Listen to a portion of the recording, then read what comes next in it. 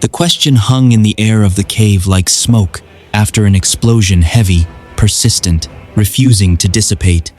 Princess Nian had gone quiet in the particular way of someone who is not simply thinking, but is reassembling something inside themselves, some internal architecture that the conversation had disturbed. The luminescent veins in the cave walls pulsed their slow breathing rhythm around her, and the sound of Gohan's steadier breathing from where he rested against the far wall was the only thing that moved in the silence she had created. Then she asked it, "Before anything else, tell me how you obtained this power, all of it, from the beginning." The words were measured and direct, carrying the quality of a question that has been held back for some time and is now being released, not because the holder has decided to trust, but because the holder has decided that not knowing is more dangerous than the vulnerability of asking. Vegeta was quiet for a moment. Not the quiet of someone searching for words, but the quiet of someone deciding how many of the available words to use. When he spoke, his voice carried the particular flatness of a man recounting facts that are also wounds, stating them accurately without dressing them in anything that might make them easier to receive. "I tell every opponent the same thing," he said. "Never underestimate a Saiyan. It is not advice, it is a warning." The gods of our multiverse received it and chose not to believe it. He paused. That was their mistake. They decided we had become too powerful, too unpredictable, too far outside the boundaries of what they considered safe. They decided the cleanest solution was to remove us permanently in a way that Zeno would never be able to trace back to them. His jaw tightened almost imperceptibly. They planned it with considerable care. They used people we trusted. They used our friends. They used the people who cared about us as instruments to guide us exactly where they wanted us to be. He let the weight of that settle before continuing. We ended up inside the time chamber, sealed, with a lock that required the combined power of every angel in existence to maintain. A pause. They believed that was the end of the story. That we would train for a time and eventually exhaust ourselves against walls we couldn't break, and eventually the years would take us quietly, without witness, without consequence. Something moved behind his eyes, cold and old and unresolved. They were wrong about that too. "We used the time," he said. "Every moment of it. Millions of years of it. And when we had become strong enough to break what they built to contain us, we came out." The words were even and entirely without drama. And then we ensured they would never make that mistake again. Goku, who had been listening with his arms crossed and his expression carrying the complicated mixture of agreement and discomfort that the topic always produced in him, shook his head slightly. "Vegeta, you're making it sound like what it was," Vegeta said, cutting across him without heat but with finality. Nian's eyes had not moved from Vegeta's face throughout this. Now they sharpened into something more pointed. "Did you kill them?" she asked. "The gods, the angels, did you kill them all?" Vegeta held her gaze without flinching. "Yes." The single syllable landed in the cave like a stone dropped into still water, sending ripples outward into every corner of the space. Goku exhaled slowly. "It's true," he said, and his voice carried the weight of someone confirming something they have made a complete peace with, even if the peace costs something to arrive at. "They killed our friends. They killed people who had done nothing except stand beside us. Vegeta's wife was killed in front of people who loved her, on the order of beings who decided that her life was a tool for controlling her husband. His eyes, which were usually warm and open, had gone somewhere else, somewhere that only appeared when he was speaking about things that had genuinely cost him. What they did to us, what they did to the people we cared about, we couldn't allow that to simply continue. We couldn't allow the people responsible to simply return to their positions and their power as though nothing had happened." Kanon, standing slightly to one side, said nothing.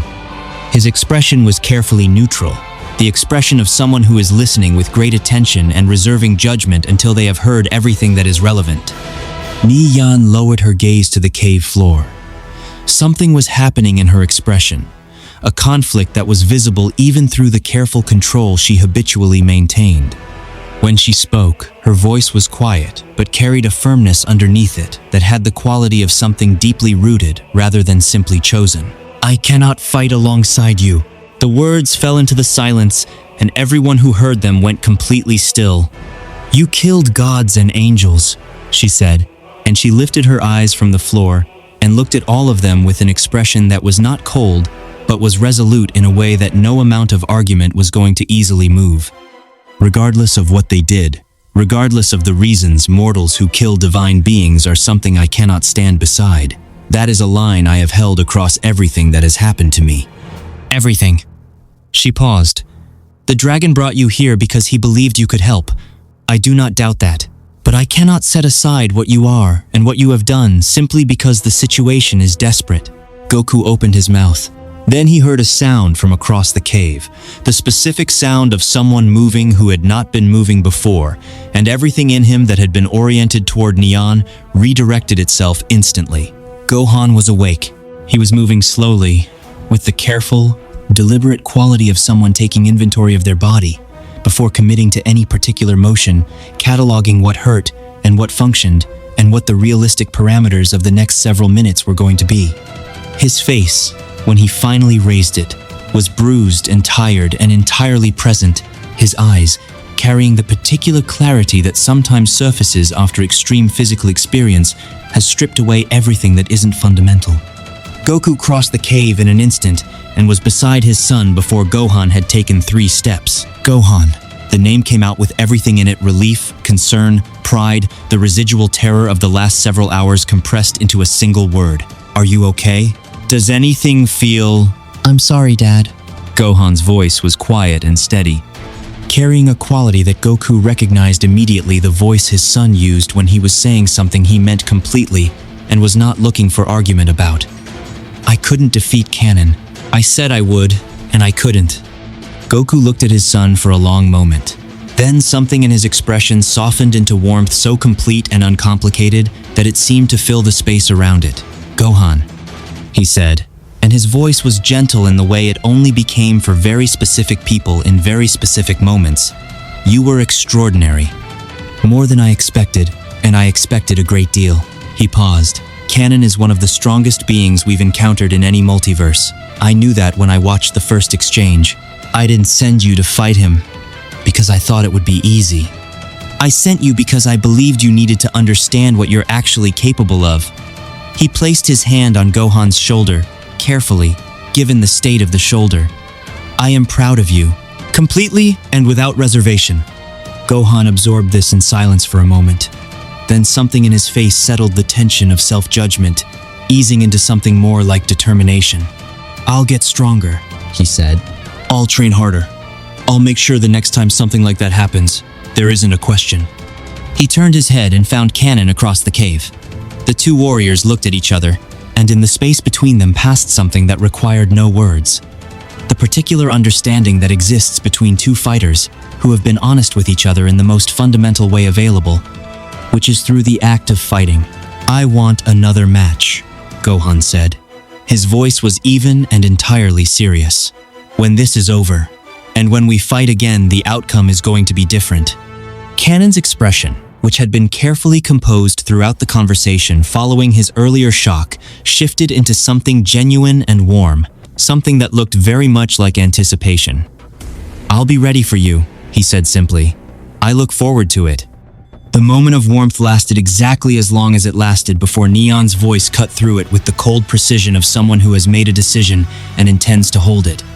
"Your son has recovered." She was looking at Goku, and her expression had closed back into the careful, guarded composure she had been wearing since her pronouncement. "You are welcome to leave whenever you choose." Gohan turned to her. The surprise on his face was entirely genuine, the surprise of someone who has woken up in the middle of a conversation he did not know was happening and is now rapidly reconstructing the context. "What? Why would we leave?" "We came here because the dragon brought us to you. We haven't done anything we came to do." "I explained my position," Neon said. "Then explain it to me," Gohan said. He was not being aggressive. He was being direct in the way of someone who considers clarity more important than social comfort and has always operated that way. "Because from where I'm standing, it sounds like you've decided not to help us, and I want to understand why." Kanon stepped forward. "Princess." His voice was careful, the voice of someone navigating terrain they know well and are nonetheless proceeding with deliberate caution. These warriors came here with the same purpose we carry. They want what we want. The enemy we are facing is the enemy that took your mother, that took your multiverse, that reduced us to hiding in a cave and calling it survival. He paused. We should be standing together. Do not question my orders, Canon. The words were quiet and absolute. Canon went still. The quality of his stillness in that moment was different from the composed, professional stillness he habitually wore. It was the stillness of someone who has reached a decision point and is in the final moment before crossing it. Vegeta had been listening to all of this with his arms crossed and his expression set in the particular configuration he wore when he was done waiting for a situation to resolve itself and was about to resolve it himself. Fine, he said. The single word carried an entire paragraph of implication. We came here because we were directed here. We are not here to beg for assistance from someone who has decided that the categories she uses to judge the world matter more than the world itself. He uncrossed his arms. We will manage without you. Goku looked at Vegeta, then at Nien. Something complicated moved through his expression. The genuine reluctance of someone who does not want to leave, and the genuine respect of someone who understands that they cannot force a choice.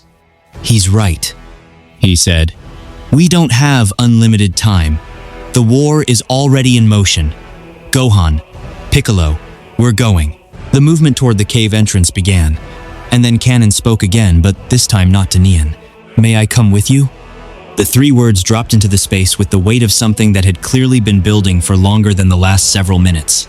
Nian's head turned toward him with the speed of someone who has heard something they did not believe they were going to hear. Canon. Her voice had lost its composure for the first time. Underneath the single word was something raw, not anger, but the specific anguish of someone watching something they rely on fundamentally begin to move away from them. What are you doing? Canon turned to face her fully. He did not flinch from the expression on her face, and the quality of his steadiness in that moment was extraordinary.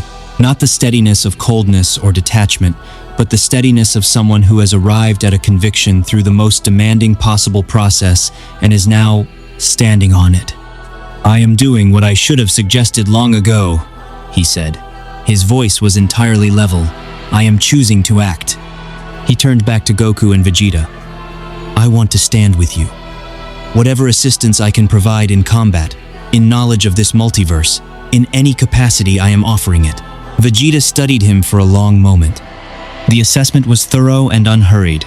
The evaluation of a warrior who takes the measure of other warriors with the particular seriousness of someone for whom such measurements have life or death consequences. You are strong, he said finally. We saw that, and strength is not a resource we have the luxury of declining. He paused. But understand clearly what you are choosing. We are walking into a war against beings who make the gods of our multiverse look like preliminary opponents. If you come with us, you come with full knowledge of what that means.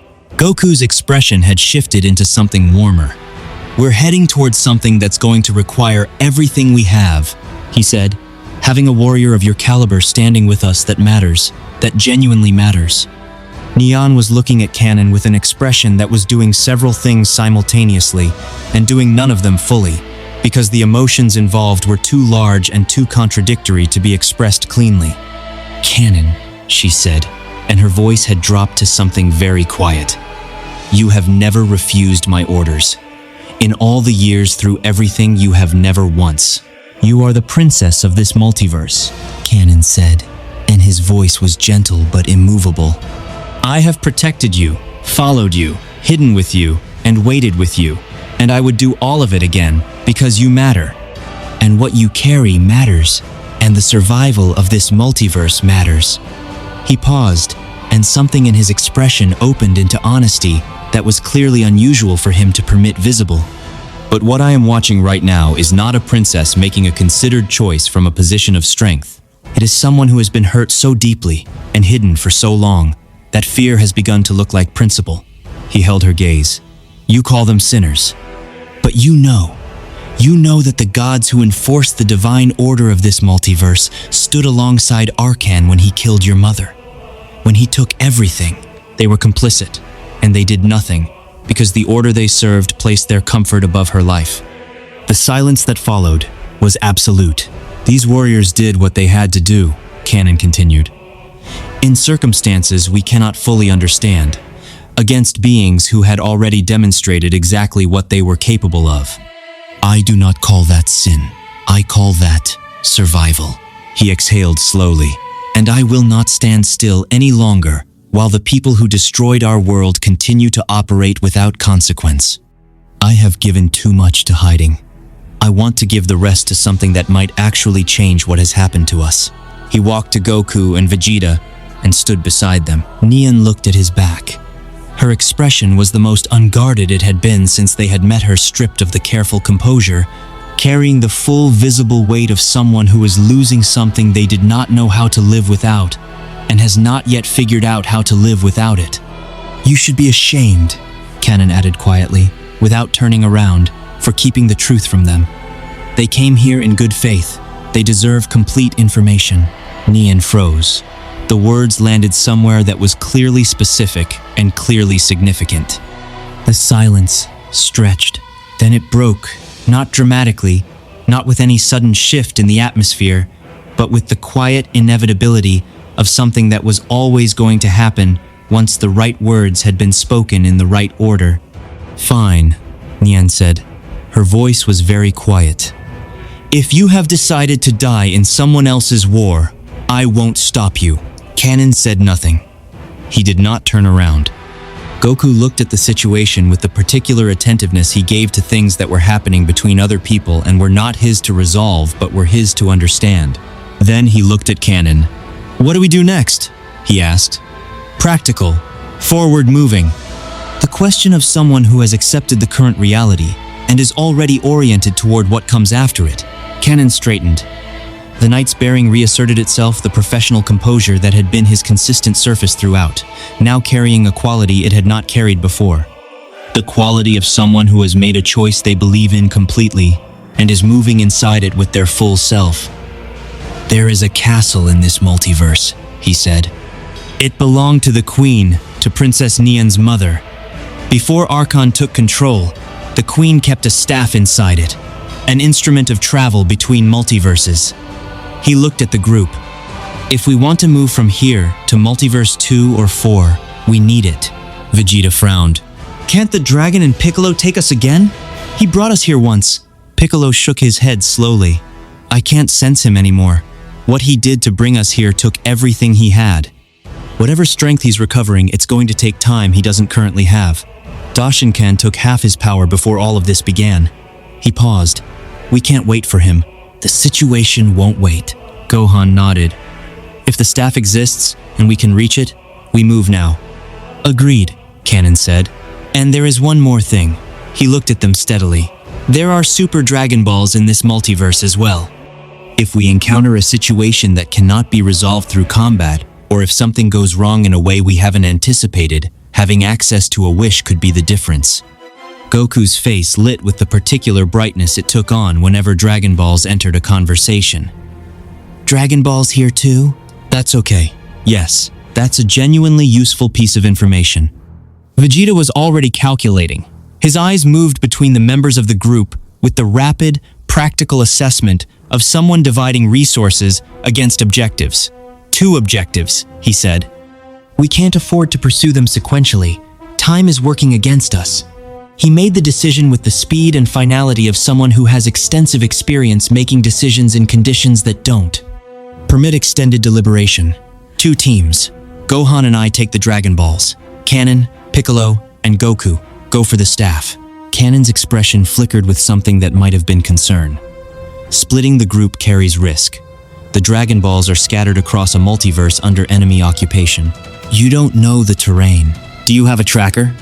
Vegeta asked. And then, from behind them, a voice. I do. Every head in the cave turned. Neon had not moved from her position, but something about her had changed. The composure was back, but it had shifted character. It was no longer the composure of someone holding a position. It was the composure of someone who has made a decision they may not fully agree with and is committing to it anyway because something larger than their disagreement is operating. She held up a tracker, a device that pulsed with a soft, steady light, clearly calibrated for something specific and powerful. I know where the Dragon Balls of this multiverse are. I know this multiverse in ways no one else in this cave does. She looked at Kanon, and in that look was a conversation that had no words but required none. I will go with Vegeta and Gohan. She crossed to Kanon and held out her hand. In it was a bracelet, simple in form but carrying, in the way she held it and the care with which she extended it, an enormous weight of meaning. The bracelet of the Queen. Kanon looked at it for a long moment. His composure, which had been so thoroughly intact throughout everything, showed a fracture, a single brief crack that revealed what was underneath. "Princess," he said, "I can't." "You can," she said, "and you will.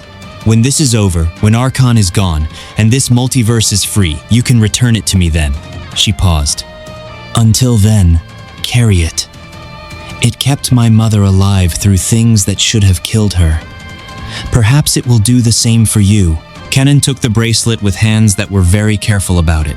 He looked at her, and the things that moved through his expression in that moment were the kinds of things that don't translate well into any language, things that exist only in the spaces between people who have survived together for a very long time and know each other in ways that have no surface expression.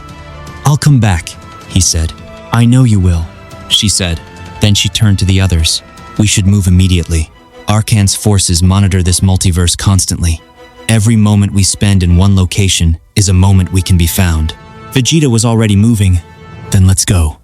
The castle of the Queen of Multiverse 3 rose from the landscape of an occupied world like something that refused to acknowledge its own occupation, vast and ancient, and carrying in its architecture the memory of the power that had once lived inside it. Its towers reached into a sky that had turned the wrong color since Arcan's forces had taken up positions across the surrounding terrain, and the walls, though unmaintained in the years since the Queen's death, still held themselves with the particular dignity of stone that was built to last beyond the beings who commissioned it. Arcan's soldiers surrounded it in numbers that exceeded what any of them had estimated. Kanon, Goku, and Piccolo approached through the cover of a ridge that offered sightlines into the castle's perimeter without offering sightlines out of it. What they saw made Kanon's jaw tighten, and Piccolo's expression go carefully neutral. "More than I expected," Kanon said quietly. The understatement was deliberate and comprehensive. "Isn't there a way around them?" Piccolo asked, his eyes moving across the deployment with the tactical attention of someone who has spent decades finding solutions to problems that look insurmountable. "If Arcan discovers that Kanon is here," Piccolo added before Kanon could answer, "he'll know the princess is alive. He'll know exactly where to look." He glanced at Kanon. "I'm correct about that?" "Completely," Kanon said. "I am not willing to put her in danger. Whatever we do here has to be invisible." Goku had been listening to this exchange with his arms loose at his sides, and his expression carrying the particular quality of someone who already has an answer and is waiting for the others to finish arriving at the same place. "I can get us in," he said simply. Piccolo raised an eyebrow. "Instant transmission. Instant transmission," Goku confirmed. Kanon looked at him. "You can teleport us directly inside? Past all of them? Without them sensing it?" "The technique doesn't produce a signature they can track," Goku said. "We'll be inside before anyone on that perimeter registers that anything moved." He looked at both of them. "Grab on." What followed was the particular compression of space that instant transmission produces, not a sensation of movement, but the simple replacement of one location with another, the outside of the castle becoming the inside, between one moment and the next. They arrived in a corridor that had clearly once been magnificent, and was now carrying its magnificence through a layer of dust and disuse. The decorative elements still present but dimmed, as though the castle itself was grieving. "That technique," Kanon said, and something in his voice suggested he was revising several things simultaneously, "is remarkable. It has its uses," Goku said cheerfully. Kanon moved through the castle with the certainty of someone who has been here before, navigating without hesitation through corridors that branched and intersected, past rooms whose closed doors held the specific silence of spaces that have not been opened in years. Goku and Piccolo followed, monitoring the energy signatures outside with the constant passive awareness of warriors who never fully stop reading their environment, even in moments of apparent safety. The staff was where Cannon had known it would be, in a chamber deep in the castle's interior, in a space that felt more protected than the others, as though the castle had known this particular object warranted extra insulation. It was larger than the word staff suggested, nearly 2 meters of material that seemed to be made of something that wasn't quite any substance they recognized, pulsing with a faint light that was clearly intrinsic rather than reflected. When Cannon lifted it, the pulse intensified slightly, as though the object was acknowledging the contact. And then Piccolo went rigid. Goku felt it at the same moment, a pressure at the edge of his ki, sensing that had nothing casual about it. Something enormous, and closing. "We need to leave," Goku said. The cheerfulness had gone out of his voice entirely, replaced by something flat and immediate. "Now, both of you, on me." They were out of the castle before the source of the pressure became visible. Instant transmission carrying them clear of the perimeter in the same clean, undetectable way it had carried them in. They arrived elsewhere and found something they had not expected to find. Gohan was on the ground. The image registered in stages, each stage arriving slightly before the mind was ready to process it. The position of his body, the particular terrible stillness of someone who has been hit with something that did not give them time to manage the landing, the damage that was visible even from a distance. And above him, standing with the casual, contemptuous ease of someone who has not been meaningfully challenged by the exchange that just occurred, a figure that radiated power on a scale that immediately and comprehensively explained the damage. Vegeta was already in motion, already transformed, already moving at Ultra Instinct speed, and the figure was evading every strike with an ease that made Ultra Instinct look like a beginning. "Be careful." Neon's voice carried a sharpness that went beyond urgency into something close to desperation. "That is Marcus Arcan's right hand. He is as strong as Arcan himself. Do not underestimate him for even 1 second." Vegeta's Ultra Instinct was the most refined combat state he possessed, and Marcus was moving through it like it was an interesting problem rather than an existential threat. His speed was overwhelming, not the speed of superior technique, but the speed of something operating at a fundamentally different physical level, where the gap between intent and execution had been compressed to nothing. Vegeta realized it and adjusted, pushing harder, and Marcus smiled. "So the princess was here all along," Marcus said, and his voice carried the particular, oily satisfaction of someone who enjoys being right. His eyes moved to Neon, with an expression that was not threatening, but was somehow worse than threatening, the expression of someone who considers the object of their gaze a resource rather than a person. "We have been looking for you for a very long time, princess. I want you to understand, I genuinely admire your ability to stay hidden. It was impressive. The admiration was entirely performative, but it's over now." He looked at the unconscious Gohan with the brief, dismissive glance of someone categorizing something that has already been dealt with. "If you want me to extend any courtesy to the other Saiyan, the one who is still standing, you'll come with me now." Neon's body was trembling, not with fear, with the specific, barely contained fury of someone who has been hiding from exactly this face, exactly this tone of voice, for years, and is now confronting it without the ability to simply disappear again. "Why is Arcan sending you personally?" she asked. Her voice was controlled with visible effort. Marcus's expression shifted into something that was almost amusement. "A war is beginning," he said. "A war the scale of which this multiverse has not seen since the last great conflict, which you are apparently too young to remember clearly. Your power, princess, the power that your bloodline carries, is something King Arcan has identified as potentially significant in what is coming." He paused. "He wants it on his side. That is the most charitable version of this conversation." "Enough." Vegeta's voice cut through the exchange like a blade. He was standing between Marcus and Neon, and the quality of his stillness in that moment was the stillness of someone who has identified a target and is deciding the most efficient method of dismantling it. "You are done speaking." He attacked with everything Ultra Instinct could produce, and Marcus moved through it. And the exchange that followed was the most one-sided thing Vegeta had experienced in a very long time, which was, itself, significant information. given everything Vegeta had experienced. And then Goku, Piccolo, and Kanon arrived. Goku's eyes found Gohan on the ground. And everything that he was, every layer of training and discipline, and the carefully maintained equanimity of a warrior who has learned across decades to keep himself inside himself during battle cracked open. The memories came in the way that memories come when something has triggered them below the level of choice, not sequentially, not organized, but all at once, simultaneous and overwhelming. Gohan as a child, afraid and powerful, and not yet understanding either. Gohan on Namek, giving everything he had to protect people he had just met because that was the kind of person he was. Gohan at the Cell Games, becoming something that his own father could no longer follow. Gohan, now a father himself, a husband, a person who had built a life around something more than fighting and had come into this war anyway because it was the right thing to do. The rage that came from that place was not the ordinary rage of a warrior in a battle. It was something older and more fundamental, the rage of a parent watching their child be harmed by something they could have prevented, amplified by millions of years of training that had made the connection between emotion and power into something with no limiting mechanism. The transformation was not announced. It did not build gradually or offer any warning.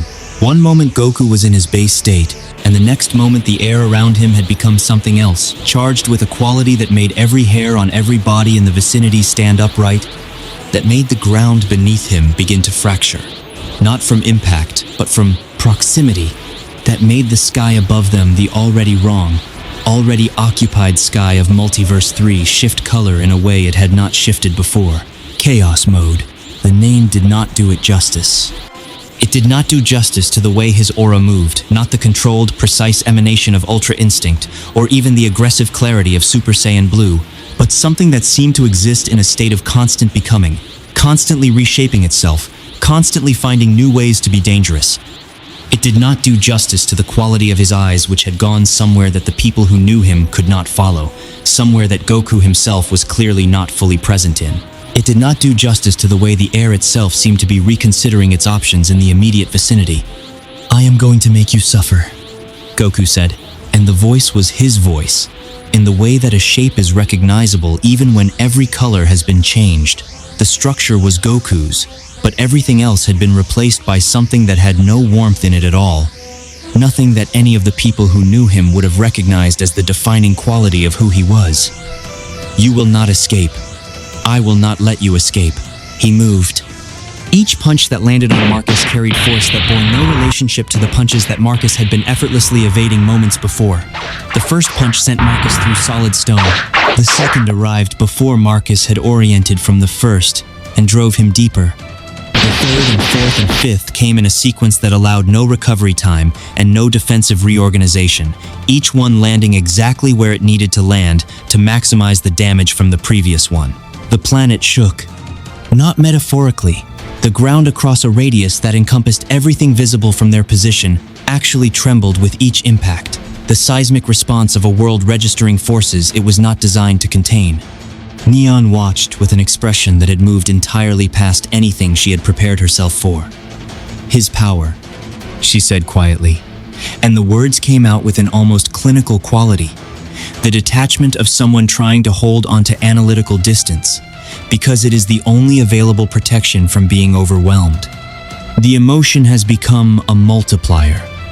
What he showed us in the cave, this is already beyond that. Significantly beyond that. Piccolo was very still. "He's lost himself in it," he said, and his voice was flat, with the effort of not allowing the horror underneath it to be audible. "I've watched Goku fight for decades. I know every version of him that I know how to recognize." He paused. "This isn't any of them." Vegeta had gone very quiet. He was watching Goku with an expression that was unusual for him in its complexity. Not the evaluating expression of a warrior assessing a fighter, but something more personal than that. "Chaos Mode," he said quietly, to no one in particular, and everyone at once. "We called it that because that's what it does. It takes the power and removes the governor. All the training, all the restraint, all the years of learning to direct force rather than simply release it, Chaos Mode bypasses all of it." He paused. "We trained in it for years inside the chamber. We killed each other to understand it. We survived that because we were immortal." He turned to Neon, and his expression was the most unguarded it had been since they had arrived. Only I can bring him back. Marcus, somewhere in the devastation, found his voice. His body was categorically destroyed in the way that bodies become destroyed when they have been hit by something that operated in a different class than anything they were built to withstand. "What are you?" The question was barely above a whisper. "What kind of please?" Goku looked at him with eyes that held nothing recognizable. "I am your death," he said simply. He appeared behind Marcus in the space between moments.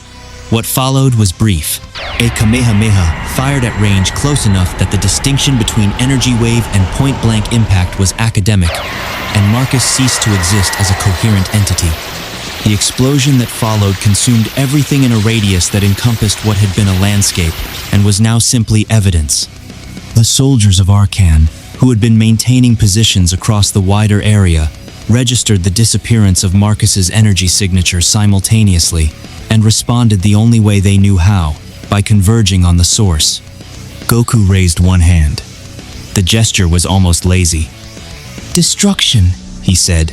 The energy that formed was purple and absolute, and every Arcan soldier within range ceased to exist with the completeness of something that had never begun. Neon stared. Her mouth was very slightly open. "How?" she said. And the word was not a question as much as it was an involuntary response to something that had exceeded the capacity of her existing frameworks to contain. How can a mortal possess that? How can any mortal? "He cannot sustain it," Vegeta said. He was already moving not toward the dispersing battlefield but toward Goku, who was standing in the center of the devastation with his power still rising and no visible indication that it intended to stop on its own. If Chaos Mode continues without interruption, it will consume itself. It will consume him with it. He glanced back at the others. "Go. You have the staff. You know the plan." "Go now." "Vegeta," Piccolo began. "Go," Vegeta said again, and the word had the quality of something that could not be argued with. "If I cannot stop him, one of us ends up dead. That is a risk I have already accepted. The war needs you more than it needs me to be in two places at once." He looked at Piccolo directly. "Get to the next multiverse. Find what we need. I will find you when this is done." Piccolo looked at him for a long moment. Then he looked at Gohan, at his student. His first real student. The person he had shaped and been shaped by across more years than either of them had expected lying still on the ruined ground. He crossed to Gohan carefully and lifted him with the same gentleness he had once used to carry this same person when they were a child. I'm sorry," he said quietly. The words were not performing. They were simply true. "I failed to protect you. That is on me, and I will carry it." He held Gohan against him. "But I promise you, I promise everything you would want me to promise, that I will see this through, that Arcan will answer for this, that your family will be safe." He paused. "I promise." Kanon stood nearby, the Queen's bracelet on his wrist, the staff in his hands. He looked at the place where Gohan lay in Piccolo's arms, and his expression carried the weight of the promise they had made to each other, the promise of another fight, another match, another chance to test each other honestly. "We said we'd fight again," he said quietly. "I haven't forgotten that." His jaw set. "I won't." Piccolo straightened. "We move," he said. And the three of them, Piccolo carrying Gohan, Kanon with the staff and the bracelet, Neon with the tracker, and everything she carried disappeared into what came next. Vegeta turned to face his oldest rival and his oldest friend, standing alone in the wreckage of what Chaos Mode had made of the surrounding landscape. Goku turned toward him. The eyes that looked at Vegeta were Goku's eyes in shape and color and nothing else. What looked out of them was something that recognized Vegeta as a presence worth addressing and had not yet decided what kind of addressing was appropriate. "Kakarot." Vegeta's voice was even. Not soft, even. The voice of someone who is holding a very large and complicated thing with both hands and is not going to put it down. You let the grief take you. You let it become this. He spread his arms slightly, indicating the devastation surrounding them, the testament to what Chaos Mode had produced in the minutes of its operation. "I understand why. I would have done the same." A pause. "But Gohan would not want this, and you know that." Goku laughed. The sound was wrong, too light, carrying nothing that laughter is supposed to carry. "I'll kill you too," he said. "I'll kill everything that's in the way." Vegeta nodded slowly. "You can try," he said. And something in his expression was almost fond, the specific, complicated fondness of two people who have been at war with each other and alongside each other for so long that the line between those two things has become meaningless. "But I won't let you die, and I won't let you kill me." He let his own power rise, not explosively, not dramatically, but with the steady, deliberate quality of someone opening something that has been kept carefully contained. So let's find out which of us is right. Chaos mode against chaos mode. The two warriors who had trained it together killed each other, learning it, survived it through immortality that no longer applied, standing across from each other in the ruins of a battle that one of them no longer remembered fighting. In another part of another multiverse, far from everything that was happening in Multiverse 3, a figure sat in a room that was designed to communicate absolute and unquestionable authority and was succeeding. Boria, King of Multiverse 4, looked at the being who stood before him with the expression of someone who has achieved everything they intended to achieve and is currently engaged in the pleasant activity of surveying the results. "The time has arrived," he said.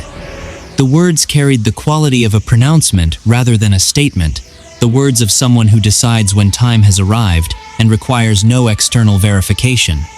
"All multiverses will answer to me. This is not a plan any longer. This is simply what is going to happen." The Grand Priest Dashinkan, the former attendant to a Xeno who no longer existed, stood before him with the expression of someone who has made a bargain and is still in the process of evaluating whether the bargain was wise. "My king," he said, and the deference was genuine even if the comfort underneath it was not. "I remain committed to your purpose. You have my full capabilities in your service." He paused, and something shifted behind his eyes, the specific shift of someone introducing a subject carefully. "There is one matter that continues to occupy my attention." Boria looked at him. "Say it." "The science," the Shinkan said. "Goku and Vegeta. They escaped containment that should have been permanent. They demonstrated power at the tournament that exceeded every projection." He chose his next words with visible care. "They are not beings who endure things quietly and accept the outcomes that are imposed on them. They are exactly the kind of obstacle that has a way of becoming relevant at precisely the wrong moment." Boria was quiet for a moment. His expression was the expression of someone who has genuinely considered a position and genuinely disagrees with it, not the dismissal of someone who is not listening, but the rejection of someone who has listened and reached a different conclusion. "Their power is impressive," he said. "I will grant you that without reservation. What I observed at the tournament was remarkable. I do not say that easily." He paused. "But remarkable is not sufficient. Not against what I have become. Not against what you have become." He turned his gaze to the space beyond the window, to the multiverse that lay outside and would soon be entirely his. "My concern at present is Archon. He believes we are allies. He believes our arrangement will continue to benefit him." Something moved across his face that was the closest thing to amusement that his expression produced. "He is going to be surprised." In Multiverse 2, Archon sat in the posture of someone who has never learned to be still, because stillness has always felt to him like vulnerability, upright, alert, radiating the particular, restless energy of a mind that processes everything as a potential threat or a potential resource, and has never found a third category. Then, the energy signature disappeared. Marcus's energy, which had been a constant, reliable presence in his awareness for years, familiar in the way that only things which have been present for a very long time become familiar, simply ceased. He felt it before any report arrived. The absence of it was immediate and physical, the way the absence of a sound is sometimes louder than sound. The subordinate who appeared and knelt before him was delivering news that Archon had already received, but receiving it twice did not make it easier to receive. "Marcus is dead," the subordinate said. "Killed by an unknown warrior. Half of our deployed forces in Multiverse 3 have been erased." The silence that followed was the kind that belongs to a being of enormous power encountering information that their ego is having significant difficulty incorporating. Archon had sent Marcus because Marcus was the closest thing to an extension of himself that existed, the most capable instrument of his will, the most reliable, the one that had never returned empty-handed. He looked at the subordinate. The subordinate, to their credit, did not look away. Then Arkan raised his hand, and the subordinate stopped existing. "Idiots," he said to the space where the subordinate had been. "All of them idiots." He rose from his seat with the contained, dangerous energy of someone who has decided that delegation has reached its limit and direct involvement is now required. "If an unknown warrior can destroy Marcus and half an army, then this is not a matter for subordinates." He moved toward the door. "I'll handle it myself." He disappeared. And behind him, the throne room of Multiverse 2 sat empty and silent, carrying in its emptiness the particular quality of spaces that have been occupied by enormous pride and are now waiting to discover whether that pride was justified. Multiverse 4 was not a place that announced itself subtly. The moment Arkan materialized within it, the air itself seemed to register the intrusion not with alarm exactly, but with the specific atmospheric shift that occurs when two sources of pressure that do not accommodate each other occupy the same space. The dimension radiated Boria's presence the way a room radiates the presence of whoever has owned it longest, saturated with it, shaped by it, carrying in every molecule of its composition the unmistakable signature of a will that had decided long ago that this particular corner of existence belonged to it and had been operating on that assumption ever since.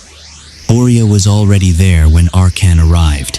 He had known, of course. The kind of power Boria had accumulated in recent times, Zeno's authority folded into his own. The absolute sovereignty of an Omni-King now running beneath his original strength like a second river joining a first made not knowing things in his own multiverse essentially impossible.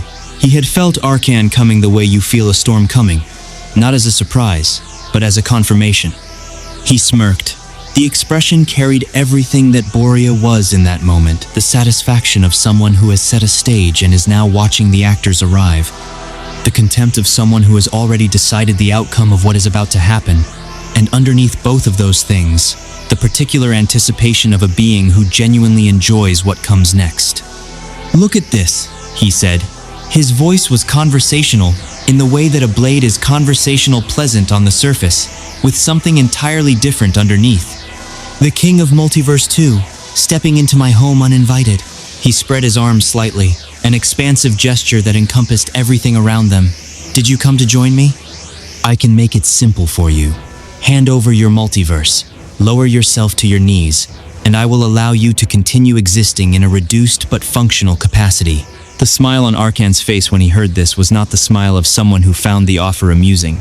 It was the smile of someone who found the person making the offer to be revealing, in the act of making it, exactly how they had fundamentally misread the situation.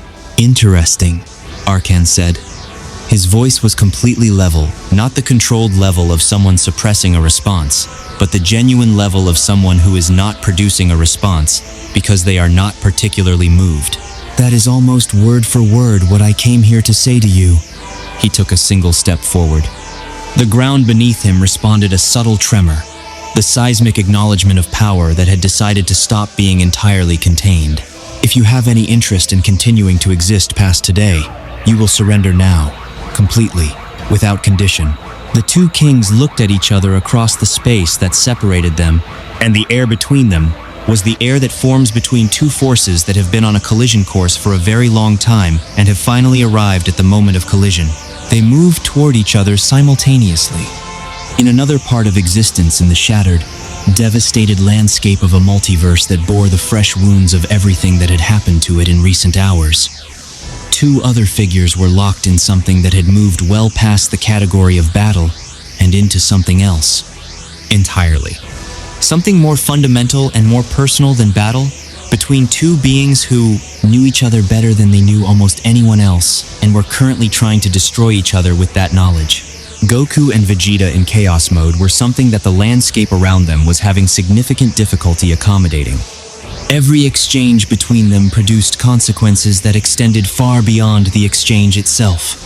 A punch thrown by Goku that Vegeta deflected sent a shockwave outward that reshaped the terrain it passed through.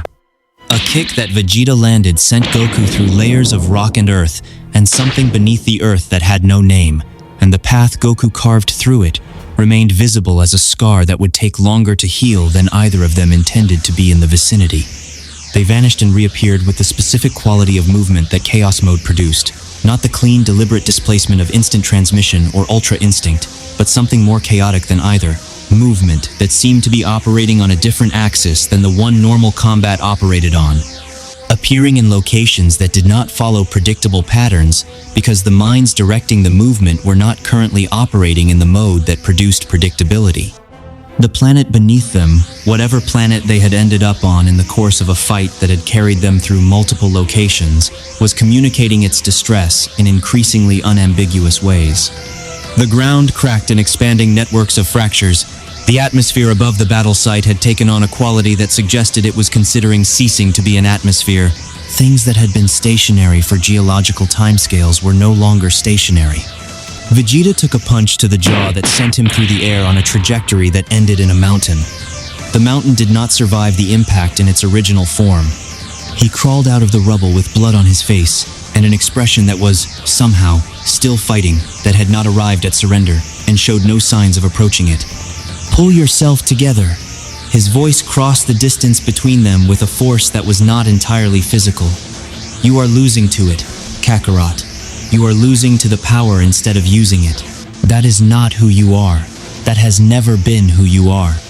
What looked out of Goku's eyes in that moment heard the words and processed them as the words of an obstacle.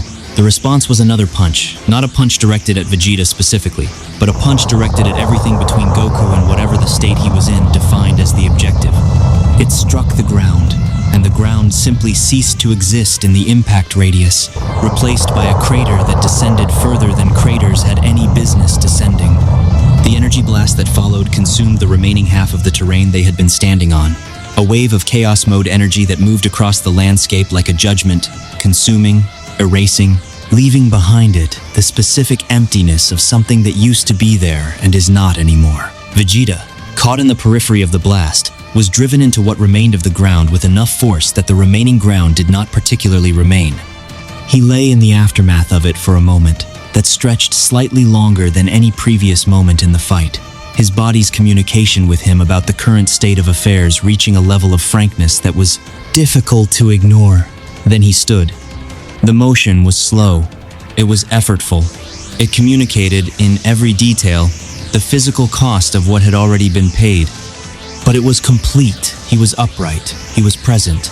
And what was in his expression when he faced Goku again was not pain and was not fear and was not even determination in any conventional sense. It was something simpler and more durable than any of those things.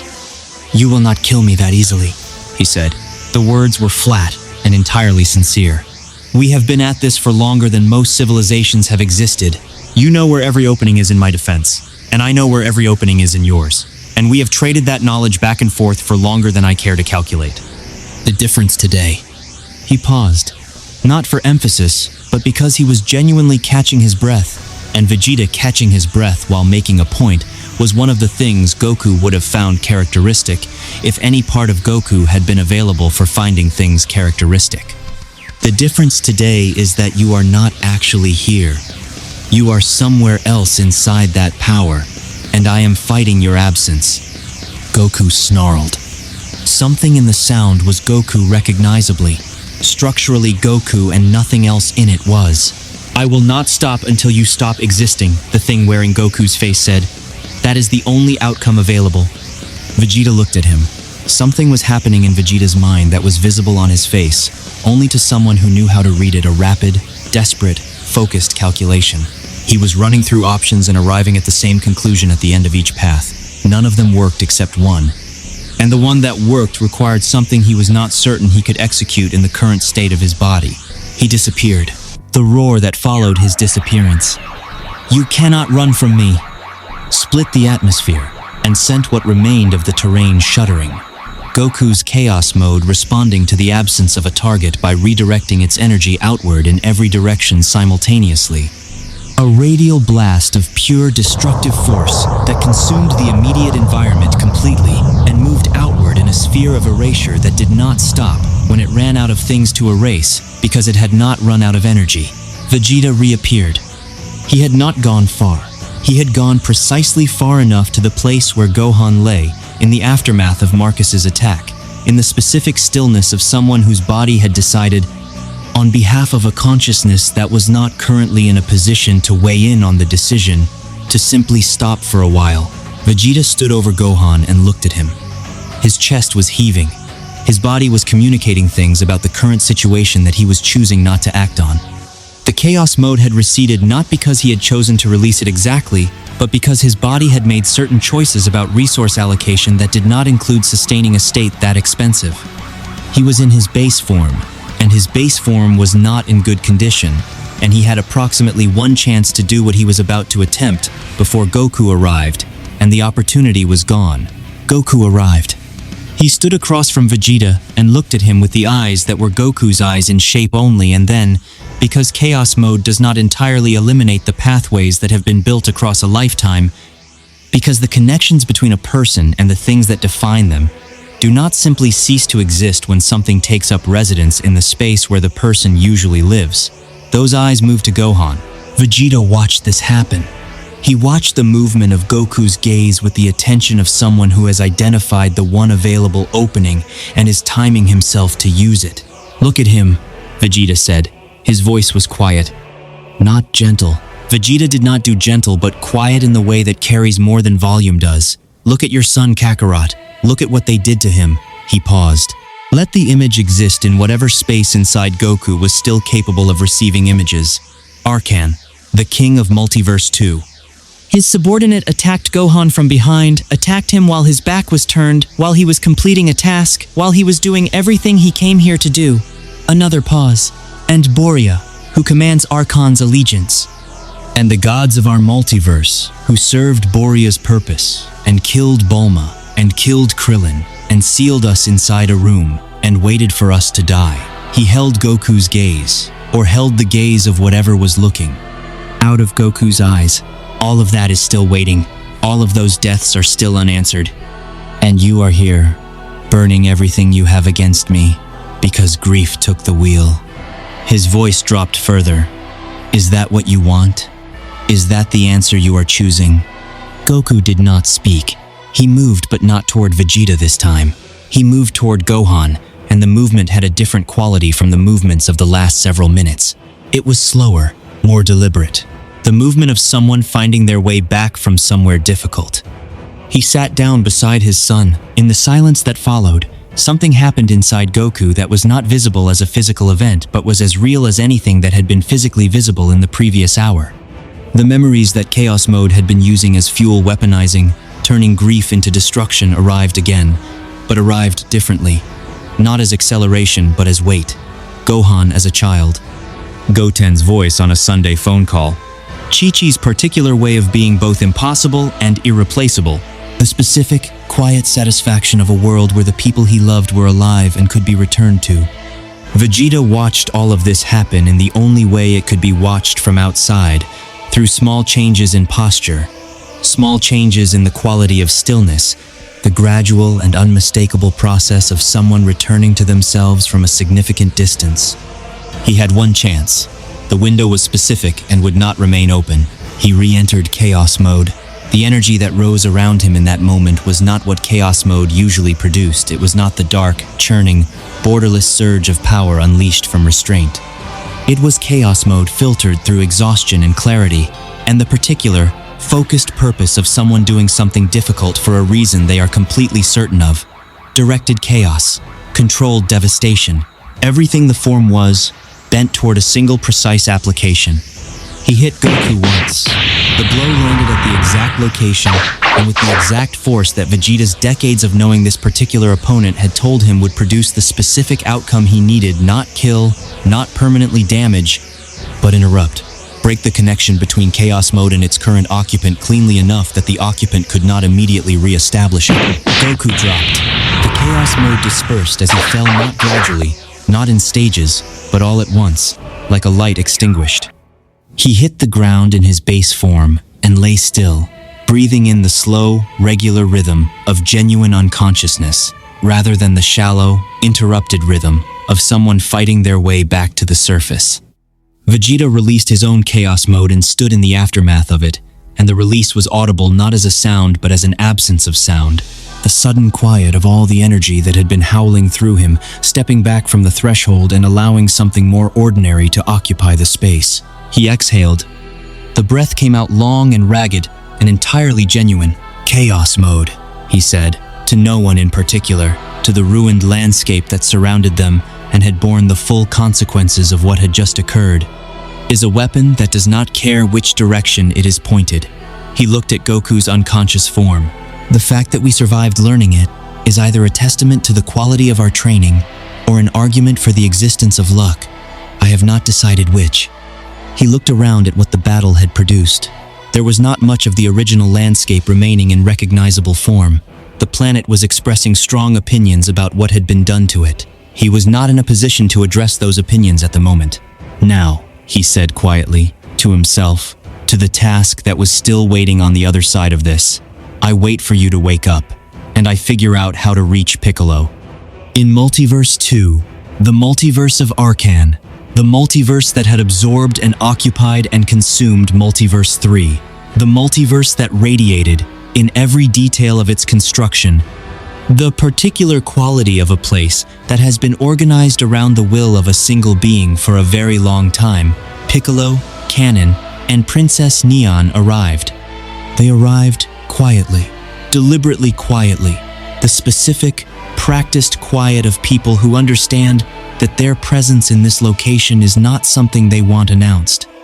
Neon activated the Dragon radar immediately. The device pulsed in her hands with the particular urgency of something that has found what it was looking for sooner than expected.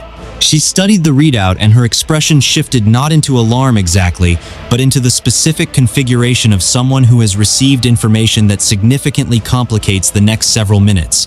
"They're all in one place," she said.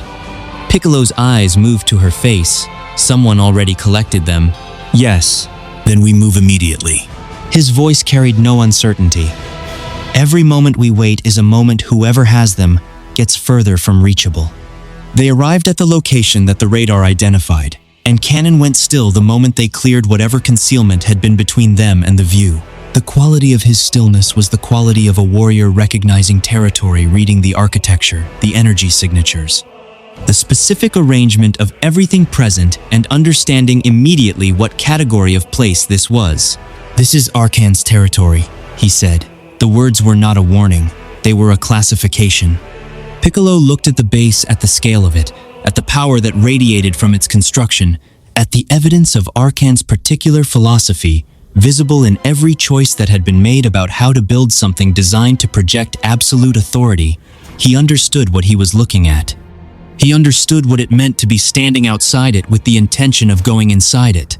"His subordinate killed Gohan," he said. The words came out flat and entirely without decoration. Arcan gave that order or permitted the being who gave it. "Either way, this is connected." He paused. "I want what's inside that base, and I want what comes after getting it." Neon shook her head. "Piccolo, if Arcan is inside." "He is not," Piccolo said. He was extending his senses outward with the careful, comprehensive attention of someone who has spent decades learning to read kick signatures with accuracy. "If Arcan were present in that base right now, we would know. The pressure of a being at that level does not hide itself inside a building." He looked at Kanon. "You agree?" Kanon was quiet for a moment, doing his own version of the same assessment. "I cannot sense him," he confirmed. "Whatever Arcan is currently occupied with, it is not here." "Then we go," Piccolo said. And he moved toward the entrance of the base, before either of them had fully decided whether they agreed with the decision, because the decision had already been made, and he was already inside it. They entered. The interior of Arcan's base was exactly what the exterior had suggested it would be designed for the communication of absolute power, built on a scale that made its inhabitants feel appropriately small, filled with the evidence of resources and authority that had been accumulating across a very long time. It was also, as Piccolo had assessed, empty of the one presence that would have made entering it genuinely impossible. The Dragon Balls were where the radar said they would be. Gathered, arranged, waiting, collected, with the careful deliberateness of someone who understood what they were and had plans for them that had not yet been executed. Piccolo looked at them, and felt something settle in him that had been unsettled since Gohan had gone down. Not satisfaction. Satisfaction was not the right word for anything in the current situation.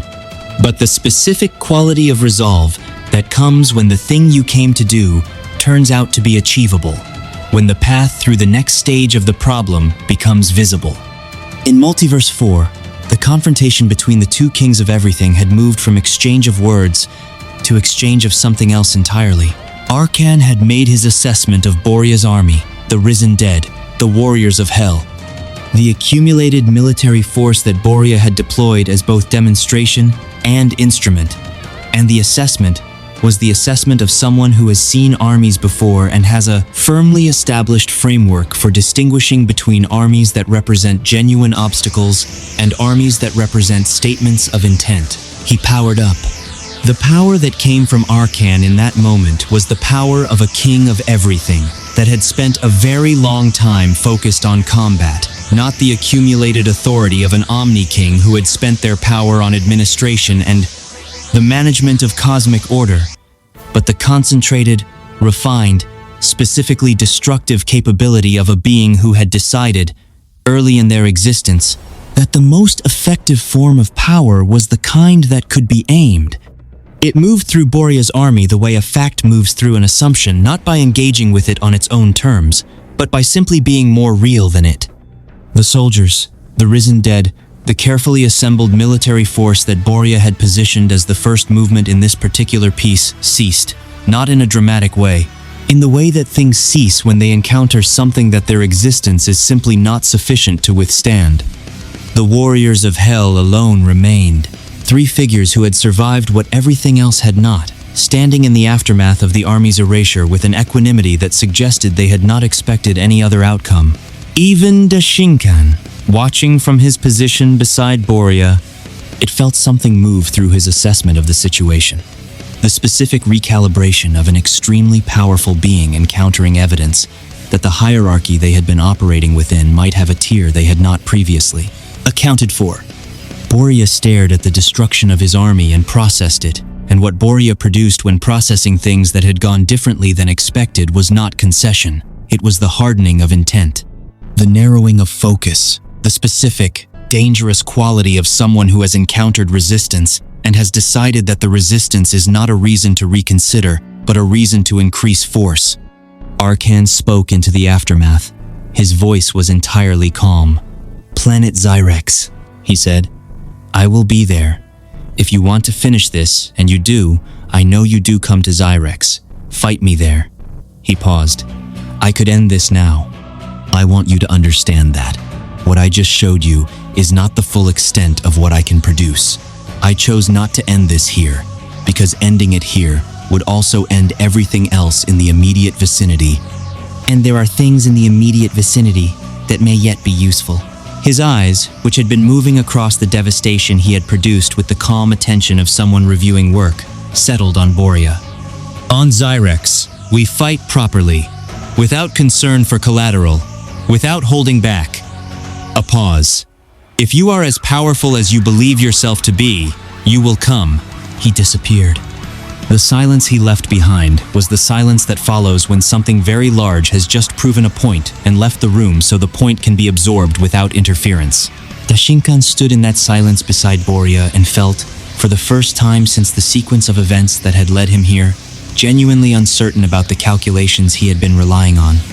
He had believed, when he made the choices he had made, that he understood the landscape of power he was operating within.